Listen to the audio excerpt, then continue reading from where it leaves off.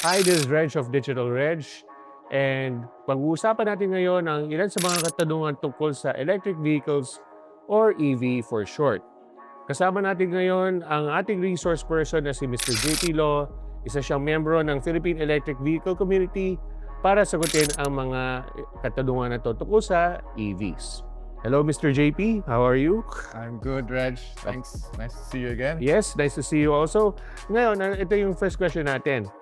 Mas economical ba ang EV kumpara sa usual na kotse na gumagamit ng gas or diesel fuel? Definitely. So, itong BYD Seal 5 na premium na plug-in hybrid electric, Mhm. pwede ka makatipid almost by 200 pesos kung i-charge mo siya sa full battery. Tapos electric lang gagamitin mo. Hindi ka na gagamit ng gas. So, yun yung full range niya. So, 300 yon and 100 kilometers on. More or less 100 kilometers na range yon. Okay. So, kung gagamitin mo yung gas, gamit yung gas niya, or ibang gas na sasakyan, ang gastos mo lang is around 500 pesos. So, nakatipid ka ng mga 200 sa in pure electric mode. So, second question natin na JP, no? Hanggang saan ba ang range ng BYD Seal 5 DMI? Yes. So, gaya sinabi ko kanina, pag naka-electric mode, kaya niya mga 100 kilometers. So, yung 100 kilometers, siguro from Makati to Tagaytay and then pabalik, konti. Mga 100 kilometers yon in full electric mode. Pero pag kinumbine mo siya as a hybrid, kasama yung gas, kaya niya more than 1,000 kilometers. So, abot ka ng siguro La Union. Makati to La Union na balikan. Hindi ka magpapagas and hindi ka mag-charge. Yung iba siguro kaya ng vegan or kahit sa lawag. Depende sa driving style mo, di ba? Yeah. So, depende din sa kung gaano kabilis din yung takbo. Oo. So, best case, hanggang lawag. Worst case, siguro hanggang La Union. Okay. So, ang sunod na question natin ay saan pwede i-charge ito mga EVs tulad ng or hybrid tulad ng BYD Seal 5 DMI? Ayun. So, ang kagandahan kasi sa mga electric vehicle is unlike sa mga gas at diesel na sasakyan, sa gas station ka lang pwede magpakarga ng gas or kung may kaibigan ka na pwede mong utusan, Oo. kakarga siya ng gas, dadalan ka sa bahay mo. Pero sa electric vehicle, pwede kang magpakabit ng charger sa bahay mo. Pwede kang may charging station sa bahay mo. Tsaka itong BYD na to, may kasama siyang portable charger. So kahit saan na may outlet na safe na pwedeng pagsaksakan at kaya ng outlet, pwede kang mag-charge doon. So hindi mo kailangan technically ng physical charging station. So kahit sa bahay, pwede mo siya i-charge, kahit araw-araw mo i-charge yan. Okay, so may nasabi ka na pwede nga i-charge ito sa bahay. Hindi mo na kailangan pumunta sa mga charging stations like sa mga malls or sa mga gas stations na may mga EV charging. Pero kung sa bahay, ano ba nga kailangan na gamit or bagay para makapag-charge ng isang EV? Okay, so etong variant ng BYD Seal 5, may dalawang charger siyang kasama. Yung isa tinatawag nilang wall charger. Yan yung mas mabilis na charger. So within 3 hours, kaya niya na mapuno yung from empty to full. Kaya niya yung gawin in 3 hours. And then meron din yung portable charger na na-mention ko kanina.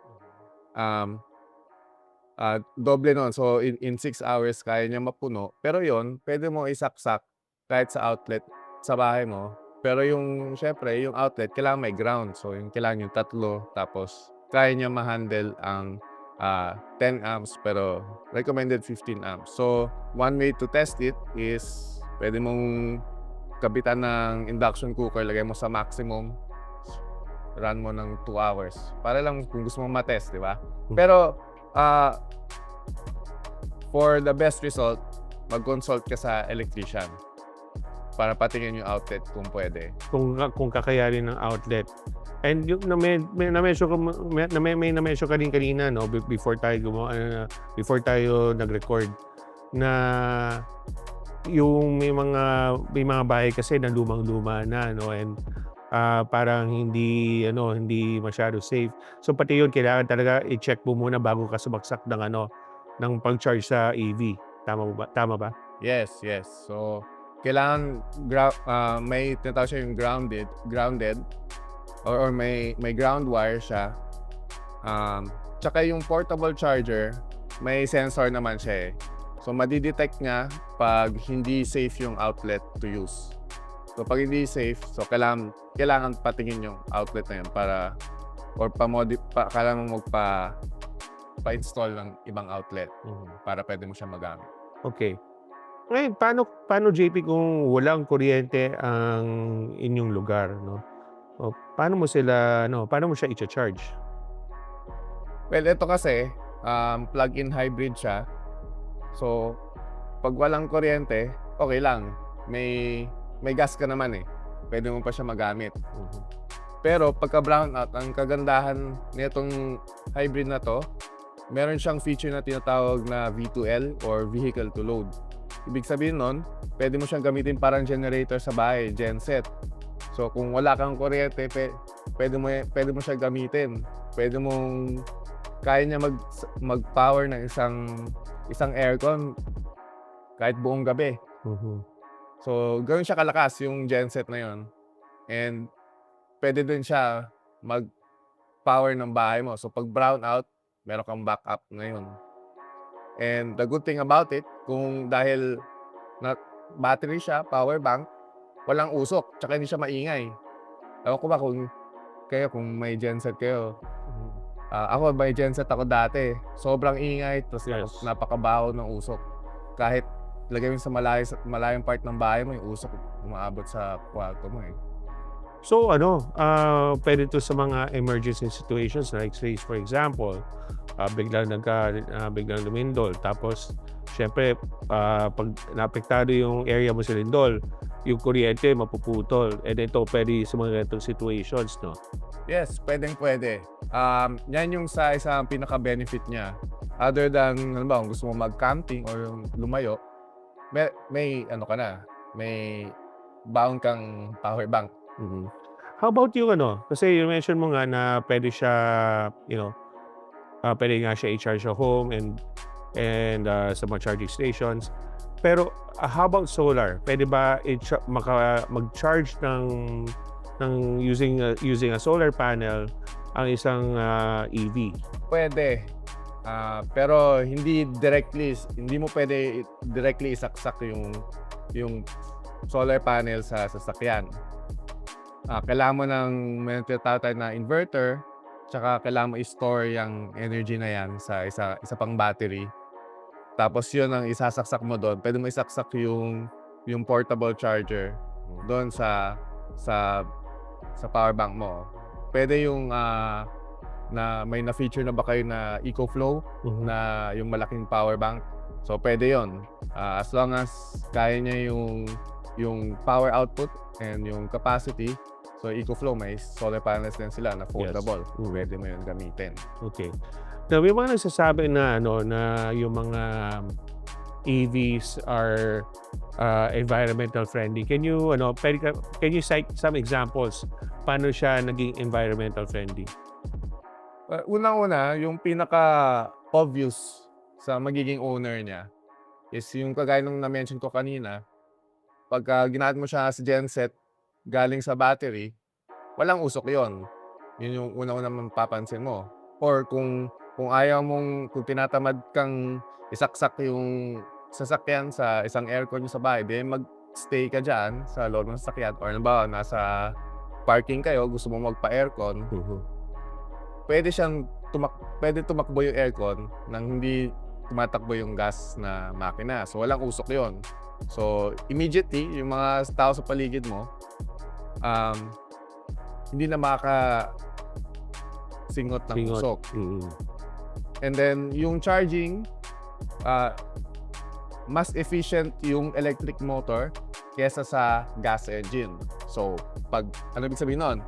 Pag yung isang gas engine, 80% lang nung energy at yung 80% na energy na napoproduce ng isang gas engine na convert siya to heat. 20% lang na energy na yon napupunta sa rotation ng gulong. Pag electric vehicle, 80% nun napupunta sa gulong. So, mas konti yung losses niya. And yung mga power plants, for example, kahit coal pa yan, kasi yung pinakamaduming source of energy, mas efficient siya kasi nasusulit mo yung energy na na-produce. Napupunta siya lahat sa gulong. Okay.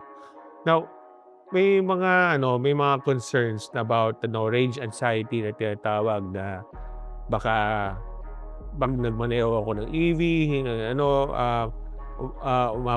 hindi ako aabot sa destination ko dahil wala ma-charger ng ano masasabi niyo doon, and anong opinion niyo rito, and paano ba maiiwasan?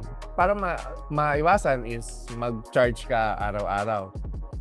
And since plug-in hybrid naman ito, basta may gas ka, pwede mo siya magamit, di ba?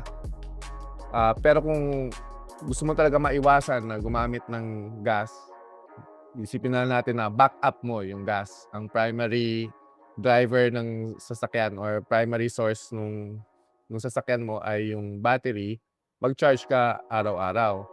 And yung 100 kilometers na yon, imaginein mo na lang yung kung gaano kalayo ba nil-drive mo sa isang araw. Normally, pasok naman yung within the 100 kilometers. Pagka siguro may gala ka sa weekend or may bakasyon kayo sa malayo, pwede mo gamitin yung gas, and pagdating mo doon sa destination, kagaya dito, pumunta tayo sa malayo, pwede tayo mag-charge dito pagdating dito. Diba? So, ano masasabi mo sa mga consumers, sa mga potential buyers ng mga EV, na para maging confident sila bumili ng ganito mga klase mga sasakyan? Kumbaga, lalo sila ma-encourage, kasi baka urong-surong sila dahil yung mga ibang katanungan natin tulad ng range anxiety, tulad ng battery. Paano mo anong masasabi mo para sa kanila para tuluyan silang mag-decide para bumili ng isang hybrid or EV? So, ang number one advice ko is mag-test drive. So, hanap ka ng dealership kung saan ka pwede magpa-book ng test drive, or meron mga maliliit na rental businesses na may hybrid or full electric. Pwede nyo i-rent for a week para ma-experience nyo kung kaya ba yun sapat ba sa lifestyle nyo. Once you try it, marirealize mo. Kasi lalo na pag ginamit mo sa isang buong linggo, marirealize mo doon yung savings mo. Ano ba, kung nakakaubos ka ng isang full tank sa isang linggo, compared sa pagcha-charge sa bahay, mas makakatipid ka talaga. Malaki ang matitipid mo. Somewhere between 60 to 80%. Okay. So, yan. Thank you again, JP, for answering these common questions. And would you like to invite them to join your community? Of course, kung may katanungan pa kayo, pwede kayo sumali sa Facebook group namin, Philippine EV Community. Search nyo lang at mag-apply kayo to join, and open naman yon sa lahat. At nandun ang members namin at ng mga admin para sagutin ang mga tanong nyo. At dyan nagtatapos ang episode natin about sa mga katanungan tungkol sa electric vehicles or EV. Huwag niyo kalimutan mag-subscribe sa aming YouTube channel, youtube.com/digitalreg. And of course, follow us on Facebook, facebook.com/digitalreg. And of course naman, please visit our website. Always digitalreg.net for the latest news about technologies, about EVs. Of course, we also cover EVs and reviews. And that also covers like the BYD Seal 5 DMI and other future electric vehicles that we're going to review. So hanggang sa muli, see you in our next video.